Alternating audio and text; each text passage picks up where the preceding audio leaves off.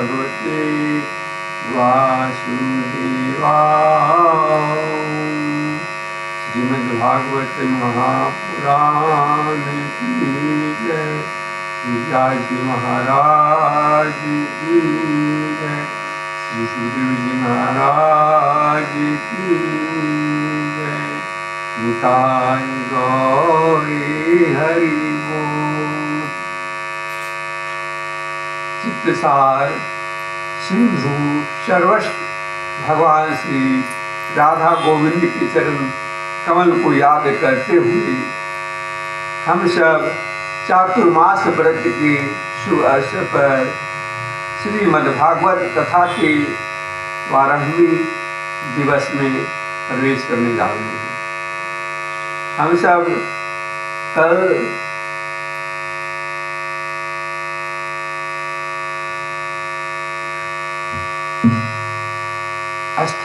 अश्वत्थामा के द्वारा छोड़े हुए ब्रह्मास्त्र के बारे में श्रवण किए थे और अश्वत्थामा का जो ब्रह्मास्त्र बालकों पर छोड़ा था उसका दंड के रूप में भगवान ने उनका मणि को काट कर निकाल दिए और उनके सिर को मुंडन करके वहां से धक्का मारकर भगा दिए। इसके बाद सभी पांडव अपने पितरों का जो महाभारत में मृत्यु को वीरगति को प्राप्त किए थे उनको अंत्येष्टि संस्कार के लिए वहां पर गए जहां पर लोग मृतक सब मरे हुए थे। वहां पर जाकर सभी किसी का भाई मरा हुआ है, किसी का बहनोई मरा हुआ है, किसी का पुत्र मरा हुआ है, किसी का पिता मरा हुआ है, किसी का चाचा मरे। सभी के पास अपने अपने पितर के पास जाकर के उनके गुणों को याद कर करके रो रहे थे। जितने भी हैं स्त्री सब जाकर रोए। रोने के बाद अंत्येष्टि संस्कार किए। अंत्येष्टि संस्कार करने के बाद जब भगवान आप सोचे कि हम अब चले द्वारकापुरी, उससे पहले भगवान ने पांडवों को राज सिंहासन पर बिठा दिए और सोचे कि अब हम चलते हैं कहाँ, द्वारका। जिस समय चलने के लिए सोच ही रहे थे कि उधर से फिर उत्तरा पुकारते हुए आ रही है।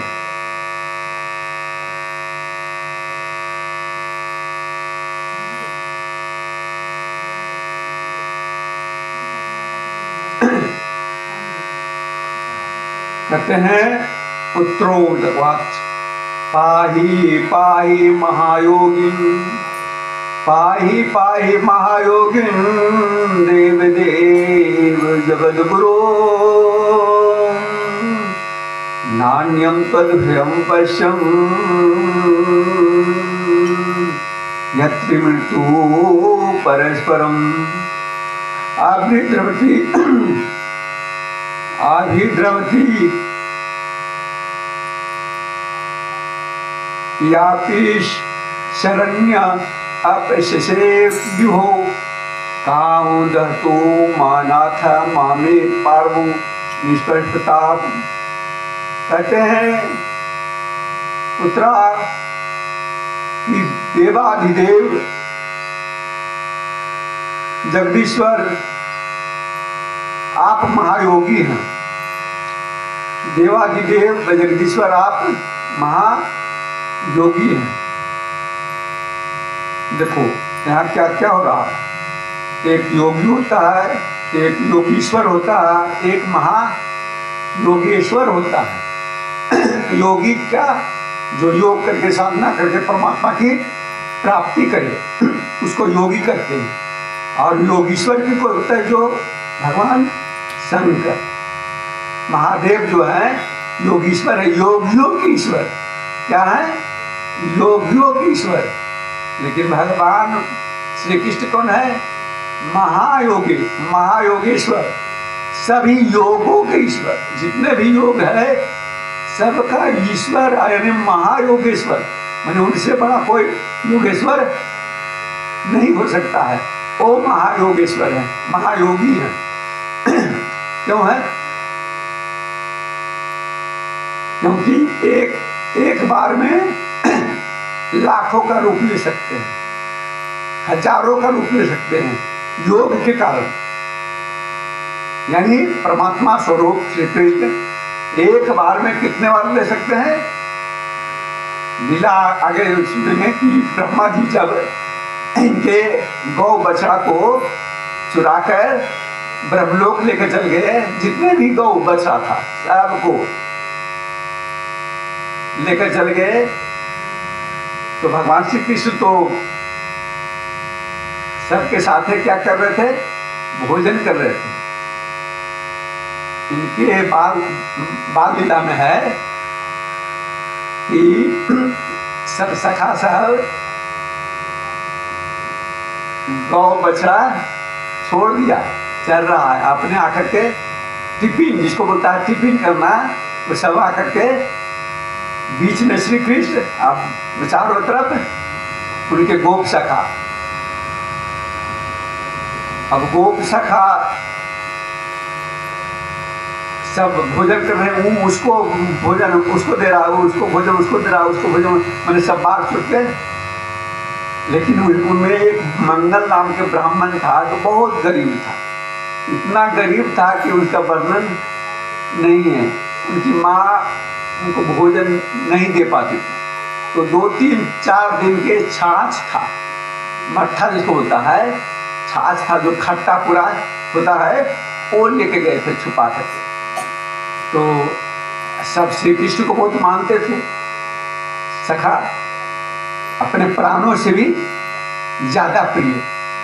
तो क्या किए कि सब तो खा रहे हैं, लेकिन मंगल जाके एक वृक्ष के ओट में छिप करके वो अपने 4-5 दिन का खट्टा छाछ पी रहे थे। तो भगवान श्री कृष्ण कहे कि अरे सब दिख रहा है, लेकिन मंगल कहाँ गया? बोले मंगल कहाँ गया? वो दिख नहीं रहा है। तो देखे कि वृक्ष के ओट में, तो ये जल्दी जल्दी पी रहे हैं कि भले ना हमको से खट्टा छाछ मांगिए ले। तो जल्दी जल्दी पीते पीते वो वहाँ पहुँच गए भगवान श्री कृष्ण। वो तुम क्या कर रहा है? मेरा हिस्सा तुम खा रहा है। लेकिन वहाँ तो मुंह में ले लिए, पूरा मुंह फूल गया। अब मुंह फूल गया तो कुछ बोल नहीं पाते, सिर्फ कर रहे हैं। बोले मेरा हिस्सा कहाँ गया? मेरा हिस्सा तो ऐसे ऐसे बोल रहे हैं, लेकिन बोले मेरा हिस्सा तो, मेरा हिस्सा कहाँ? तो वही गाल में इसे करके मारे, तो पूरे फुचकारी करके उन्हें बाहर निकला। तो भगवान श्री कृष्ण अपने मुख में पी लिए। बोले मेरा हिस्सा तो पी जाएगा। तो ये लीला ऊपर से ब्रह्मा जी देख रहे थे। ब्रह्मा जी ऊपर से देख रहे थे, तो कह रहे थे ये क्या? लोग कहता है भगवान है, ग्वाल वाल का जूठा पी रहा है छाछ उसके मुंह का। इतना नीचा काम कि भगवान नहीं हो सकता। बोले ये भगवान नहीं हो सकते हो, कभी नहीं हो सकते हैं। बोले अच्छा, कहता तो है लेकिन हो नहीं सकता, लेकिन इसका परीक्षा। तो क्या किए कि खा ही रहे थे इधर, उधर गौ बछड़ा जितना था सब उठा के ब्रह्मलोक चले गए। तब खाना वाना खा करके सब अपना गौ बछड़ा को ढूंढने के लिए निकले, है न? किसी के सीख, किसी के छड़ी, किसी को ये लेकर के सब अपना अपना बछड़ा को सब खोजने जा रहे हैं। अब सोचते हैं कि अब क्या करें। सब जितने भी सखा था ग्वाल बाल सबको हरण कर लिए, श्री कृष्ण को छोड़ के। अब श्री कृष्ण को छोड़ के सबको हरण करके अब इनको न बछड़ा मिल रहा है, न गौ मिल रहा है, न कोई सखा मिल रहा है। ढूंढते ढूंढते थक गए, तू सब गया कहाँ? तो वही आंख बंद करके देखे, बोले वो एक ब्रह्मा का करतूत है, बोले उसे भी ब्रह्म को मैं मिटा देता हूँ। तो क्या किए, लाखों गौ थे और लाखों गौ के रूप में, लाखों बछड़ा के रूप में अपने स्वयं बन गए।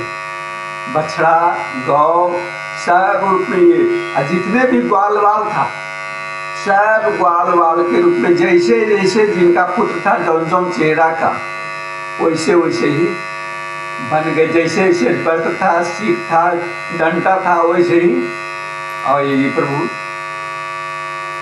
बन करके, और तो ब्रह्मा लेकर के जाकर के ब्रह्मलोक में बैठ गया। अब यहाँ से अब जाते हैं तो सोचते कि अब क्या करें। घर वाले तो बोलेंगे कि मेरा पुत्र कहाँ है, मेरा गौ कहाँ बचा है। तो ये अपना सब कुछ बन करके चल गए घर। अब जो जैसे है जैसे जा रहा है, तो किसी की माँ को ही पता नहीं चल रहा है, हमको बच्चा तो आइए रहा है, हमको बालक तो आइए रहा है, मेरा बछड़ा तो आइए रहा है, गौ तो आइए, सब तो आइए। अब आते जाते लेकिन उसमें एक ही बलराम जी नहीं गए थे। बलराम जी घर ही पर रह गए थे। तो सब रूप में बछड़ा था, तो बछड़ा भगवान श्री कृष्ण रूप में थे।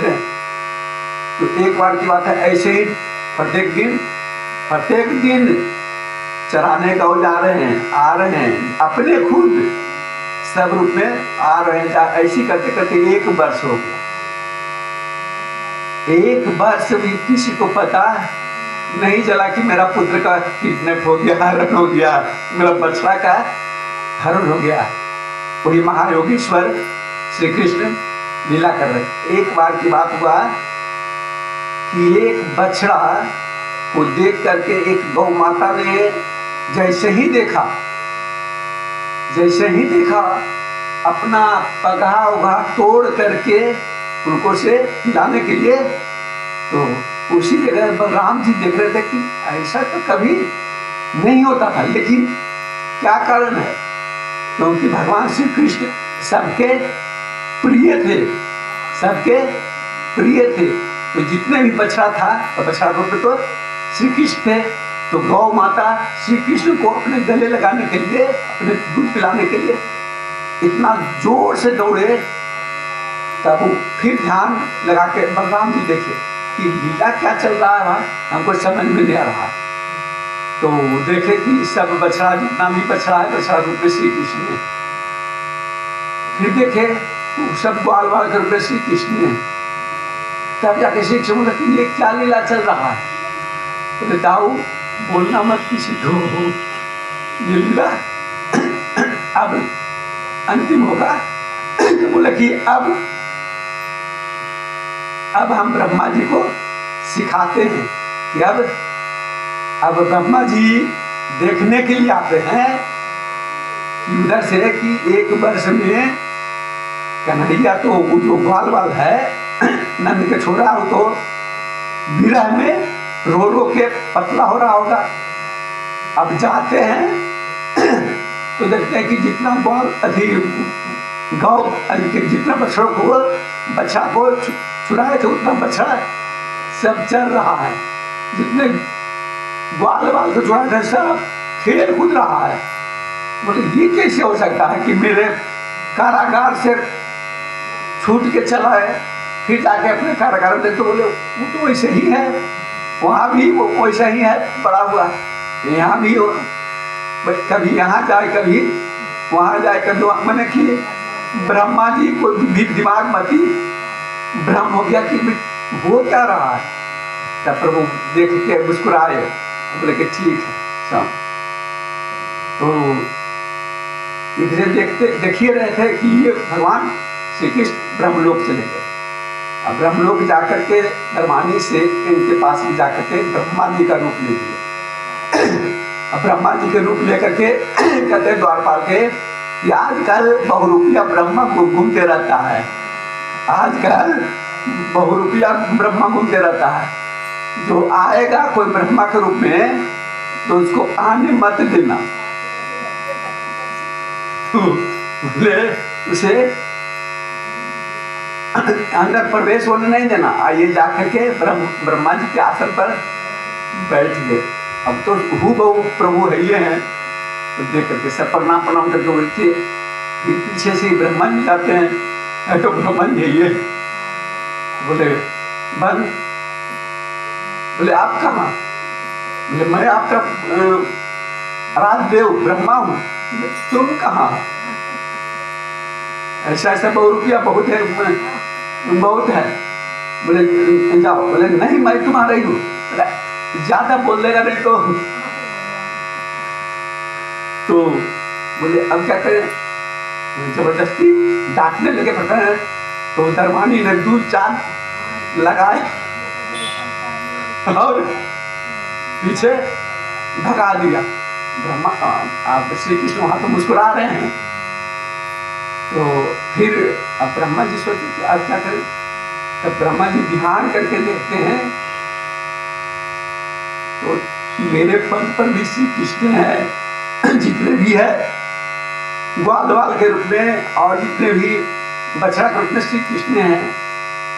तब तुरंत प्रभु की स्तुति की।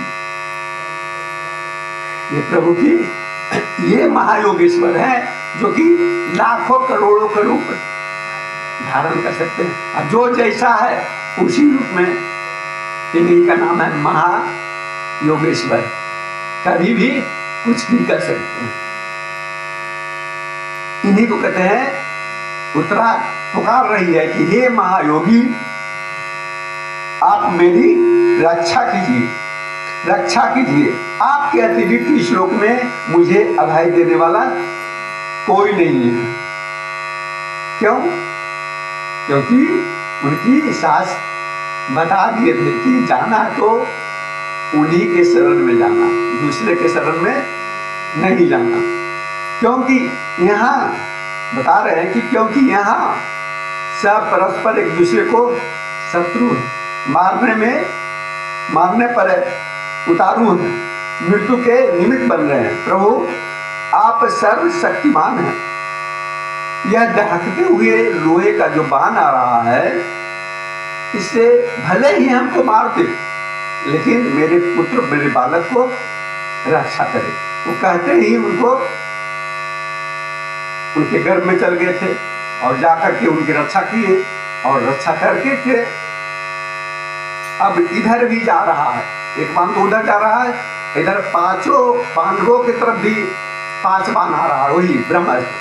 क्योंकि उनका मैंने कि पूरे पांडवों को नाश करने का प्रण कर लिए थे कि कोई पांडव के कुल में नहीं रहेगा। तो अर्जुन, युधिष्ठिर, भीम, नकुल, सहदेव उनको पर भी आ रहा। तो अर्जुन ने पुकारा श्री कृष्ण को कि हे महायोगेश्वर मेरी रक्षा करे। तो वो श्री कृष्ण जब आगे हो गए तो ब्रह्मास्त्र आकर के श्री कृष्ण में समा गया और विलीन हो गया। उनके सामने सब नष्ट हो गया। श्री कृष्ण सब अपने भक्तों को रक्षा किए, अपने अनन्य भक्तों की रक्षा में हमेशा तत्पर रहते हैं। कहते हैं इस प्रकार उत्तरा के गर्भ की रक्षा करके पांडवों की रक्षा करने के बाद माता कुंती देखा कि मेरे सभी पुत्रों को रक्षा कर दिए। तब भगवान इस आगे आकर उनकी स्तुति करते हैं।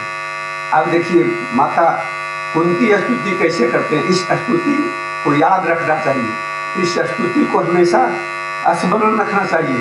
इस स्तुति से भगवान जल्दी से प्रसन्न हो जाते हैं। इस स्तुति प्रार्थना से जल्दी भगवान प्रसन्न हो जाते हैं। कुंती वाच नमस्यं पुरुषं त्वामुदमीश्वरं प्रकृते परम अलक्ष्यं सर्वभूतानामन्तरं बहिरवस्थितम्। कहते हैं आप समस्त जीवों की, माता कुंती बोलते हैं कि हे श्री कृष्ण आप समस्त जीवों के अंदर भी रहते हैं और बाहर भी रहते हैं। स्तुति सुनिए, ये भगवान की स्तुति हो रहा है। कहते हैं कुंती कि आप समस्त जीवों यानी मनुष्य ही नहीं